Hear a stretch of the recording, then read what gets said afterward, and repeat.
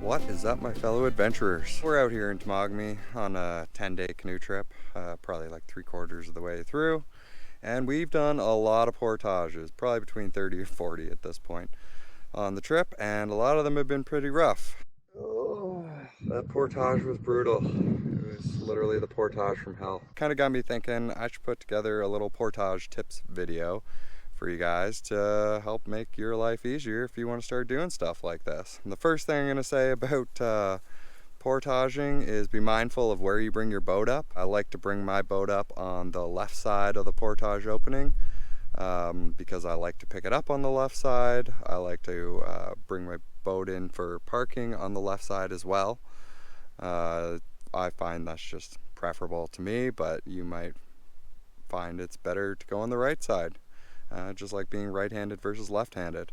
You also want to be mindful of a nice place to pick the boat up. If you can, when you're parking, just think of where you're going to want to stand when you pick the boat up. The less awkward, the more flat, the less slippery, the better. So I've got my boat here on the left side.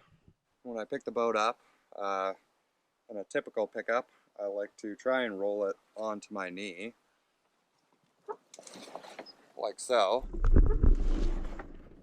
Because then I can get a bit of a bounce right up onto my shoulders.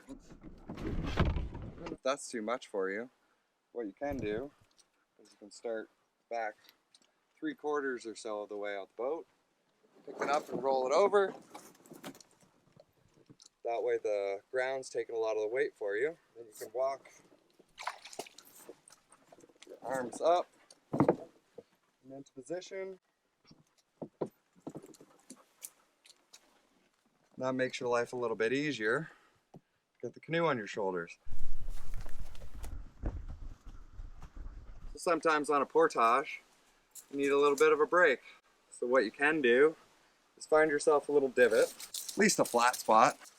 Walk up so that the canoe's positioned that you think it's going to dig into it. And then lean the canoe back down. And then I like to just walk my feet forward a little bit and just take a break. The ground's taking most of the weight of the canoe and just gives you a chance to catch your breath at the top of a steep hill. Another thing you can do to take a break is find two trees that are a little bit smaller than the width of your canoe, like those, and kind of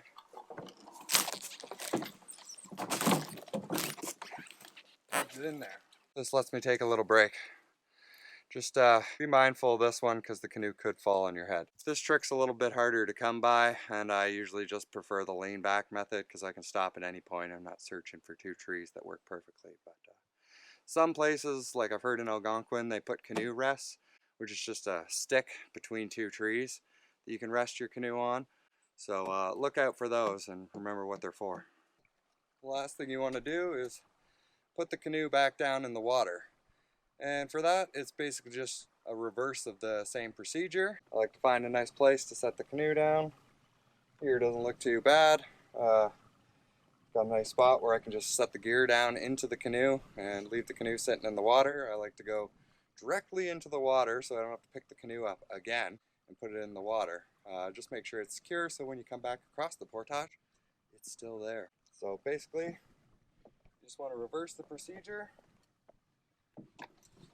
Down onto your knee. I like to grab the back thwart, put the nose in the water, and then just slide it in. That's a little easier on your canoe.